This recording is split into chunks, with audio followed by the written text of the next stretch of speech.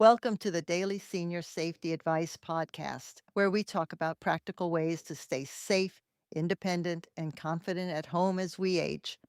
I'm Esther Kane. I'm a retired occupational therapist, a certified aging in place specialist, and a dementia care specialist. Before we begin, I want to mention my new book series, The Stoic Caregiver. It's 3 volumes written for people caring for someone they love. You can find it on Amazon or at thestoiccaregiver.com. And for more free tips, visit seniorsafetyadvice.com. Let's get started. Okay, today's episode is titled The 15-Minute Check That Could Save Your Parent's Life Tonight. Caregiving and aging in place requires more than just getting help and modifying a house. And today, I want to talk to you about this one very important task. And best of all, this is something that you can actually finish before dinner. We're going to check your parents' home for carbon monoxide risk. It takes about 15 minutes. And it's one of the few safety jobs where 15 minutes really can be the difference between fine and not fine. Let me start with why this one worries me more than most. Carbon monoxide has no color, it has no smell, you cannot taste it.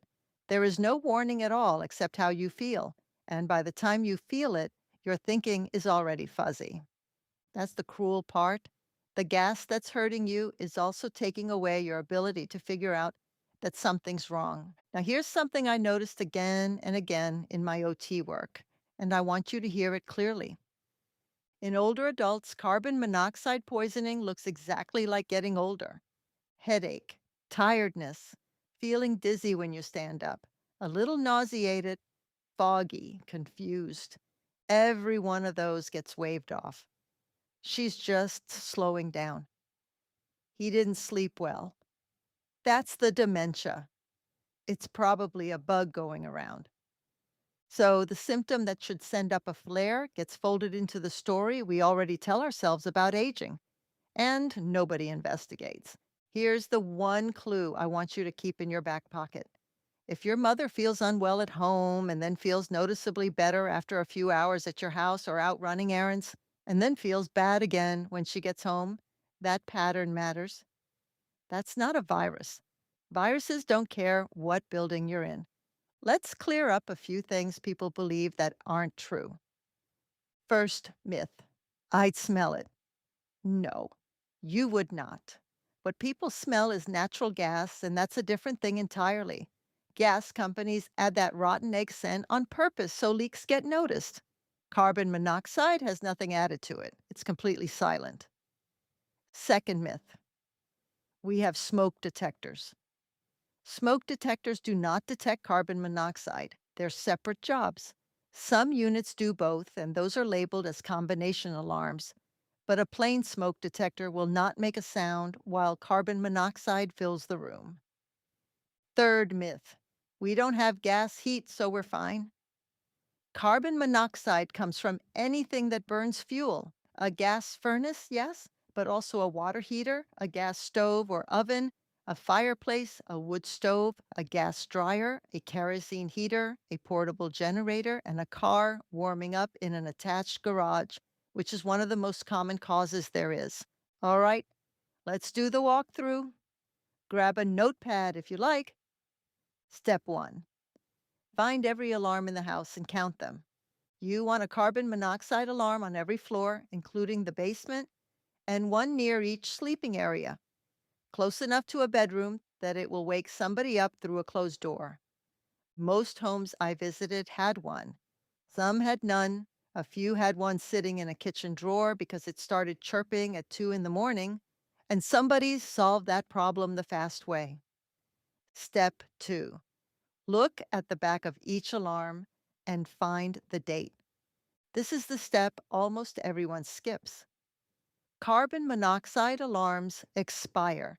The sensor inside wears out whether it's been used or not. Most last somewhere between 5 and 10 years, and the manufacture date is printed right on the back of the unit. If that date is more than 7 years ago, or if you can't find a date at all, replace it. Don't debate it. A new one is around $20 to $40. Step 3: press the test button and understand what it tells you. Press it. It should sound loud and unmistakable, but here's the catch.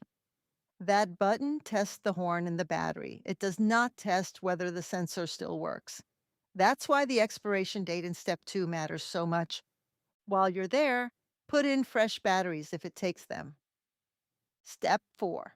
Walk to the fuel burning appliances and look at them. Go to the furnace, the water heater, the stove.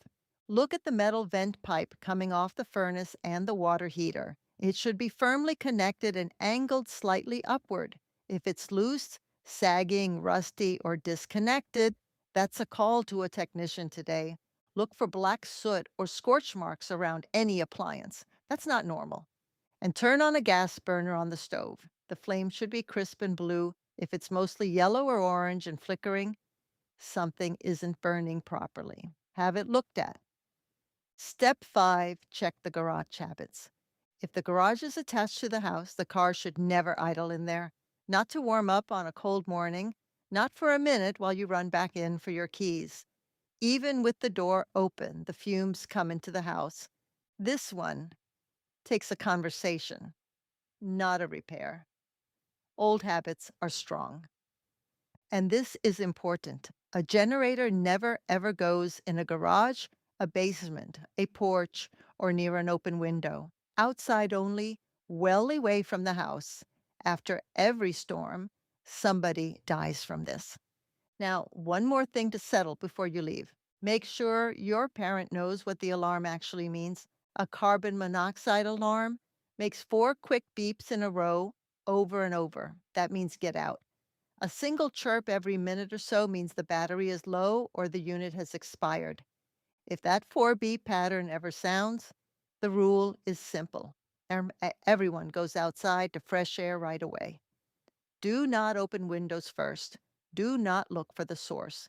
Do not gather things. Get out. Then call 911 from outside and don't go back in until the fire department says it's clear.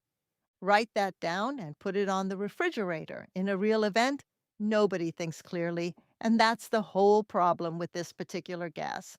So that's your 15 minutes. Count the alarms, check the dates, press the buttons, look at the pipes and the flame, talk about the garage. Do it the next time you're over there. Or call today and walk your dad through it on the phone while he holds the alarm up to the light and reads you the date. It's a small errand, but it's one of the very few home safety jobs where doing it right this afternoon means nothing bad happens, and nobody ever knows how close it was. That's a good afternoon's work.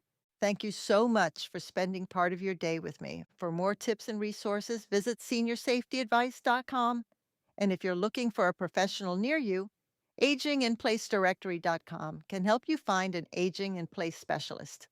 If you're caring for someone you love, my book series, The Stoic Caregiver, is on Amazon and at thestoiccaregiver.com.